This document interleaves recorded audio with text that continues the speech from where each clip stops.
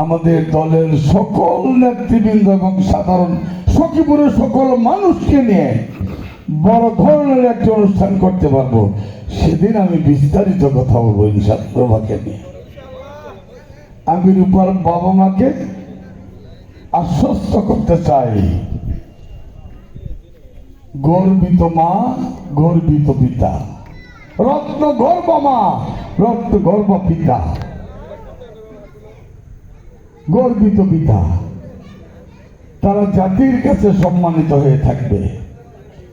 আমাদের সখীপুরের সকল মানুষের কাছে সম্মানিত হয়ে থাকবে। আসলেই যদি আমরা বুঝতাম, আমরা যদি আমাদের সন্তানকে সম্মান দিতে জানতাম, তাহলে এরকম মাঠ পাঁচটায়ও আজকে ধরার কথা না এই রূপার সম্বর্ধনা অনুষ্ঠানে। ওই যে কইছে রূপার বাবা মা সম্ভ্রান্ত পরিবার না, রূপার বাবা সম্ভ্রান্ত না থাকতে পারে, আমরা সখীপুরবাসী রূপার সাথে আছি এবং থাকবো ইনশাআল্লাহ। আমি আর কথা না বাড়িয়ে শুধু একটি কথা বলবো, অনেকেই বলেছে আগামী ফেব্রুয়ারিতে দেশে একটি সাধারণ নির্বাচন হতে যাচ্ছে। সেই নির্বাচনে আপনারা 16 বছর বা 15 বছর ভোট দিতে পারেন নাই, সেই সুযোগ পাবেন ভোট দেওয়ার। যার ভোট সেই দিবেন, কোনো বাধা দেওয়ার ক্ষমতা নাই। বাংলাদেশ জাতীয়তাবাদী দল গত 16টি বছর এই গণতন্ত্রের জন্য যুদ্ধ করেছে, সংগ্রাম করেছে, মামলা হামলা খুন গুম অনেক কিছু আমরা সহ্য করেছি একটি অধিকার আদায়ের জন্য, তা হলো গণতান্ত্রিক অধিকার, ভোটাধিকার। সেই অধিকার আদায় হয়েছে, স্বৈরাচারে হাসিনা পলায়ন করেছে। দেশে একটি সুস্থ নির্বাচন হবে, সেই নির্বাচনে বাংলাদেশ জাতীয়তাবাদী দল ধানের শীষ মার্কা নিয়ে আমাদের প্রিয় নেতা জনাব অ্যাডভোকেট আহমেদ খান সখীপুর বাসে লড়বে। আপনাদের সকলের কাছে একটি বারের জন্য জনাব অ্যাডভোকেট আহমেদ খানের জন্য ধানের শীষ মার্কায় একটি করে ভোট প্রার্থনা করছি। একটি করে ভোট দিলে ওই যে আমাদের ছবি মিডিয়া বলছে শুধু এমপি না, আপনারা মন্ত্রী উপহার পাবেন, যা জীবনে আমরা কোনোদিন পাইনি। আর আমরা যদি সেই ভোটটি সঠিক জায়গায় দিতে পারি, অ্যাডভোকেট আহমেদকে ধানের শীষ মার্কায় দিতে পারি, তাহলে সখীপুরের রাস্তাঘাট, স্কুল, কলেজ, মসজিদ, মাদ্রাসা কোনো কিছুর উন্নয়নের সমস্যা থাকবে না ইনশাআল্লাহ। এই প্রতিশ্রুতি ব্যক্ত করে আবারও রূপার উজ্জ্বল ভবিষ্যৎ কামনা করে আপনাদের সকলকে ধন্যবাদ জানিয়ে এই লাল গোলাপ ক্রিয়া ও নাট্য সংঘের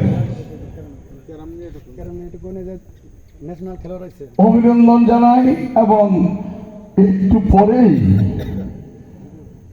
গ্রাম বোর্ড প্রতিযোগিতা ফাইনাল খেলা অনুষ্ঠিত হবে, আপনারা সবাই থাকবেন।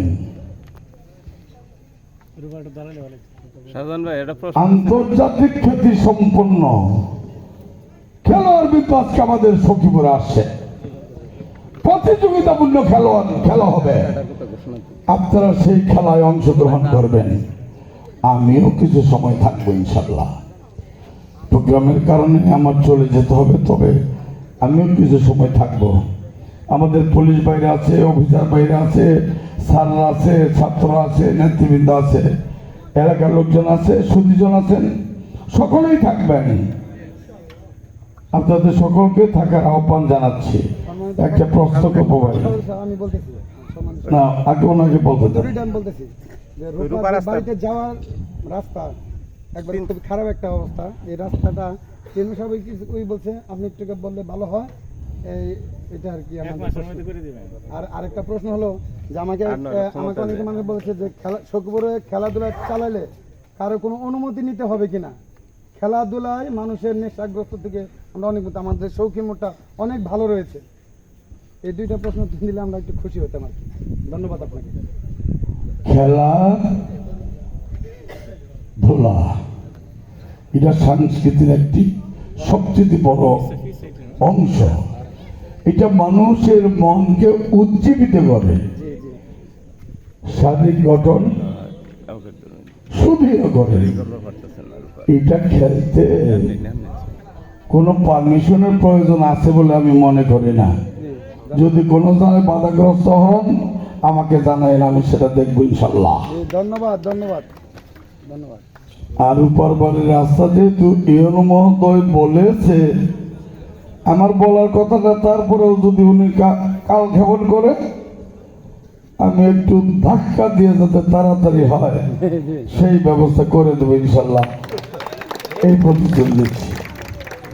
আপনাদের সকলকে ধন্যবাদ, অভিনন্দন জানিয়ে আমি আমার কথা শেষ করছি। খোদা হাফেজ। বাংলাদেশ জিন্দাবাদ, বাংলাদেশ জাতীয়তাবাদী দল জিন্দাবাদ, শহীদ প্রেসিডেন্ট জিয়াউর রহমানের ওপর হোক, আগামী দিনের রাষ্ট্রনায়ক দেশনায়ক তারেক রহমান জিন্দাবাদ, আমাদের প্রিয় নেতা জনাব অ্যাডভোকেট আহমেদুল খান জিন্দাবাদ, কিছুক্ষণের মধ্যে আমাদের ফাইনাল এই হবে। লাল গোলাপ ক্রিয়া ও নাট্য সংঘ জিন্দাবাদ, আমাদের রুবা আক্তার জিন্দাবাদ জিন্দাবাদ। আপনাদের সকলকে ধন্যবাদ। আসসালামু আলাইকুম।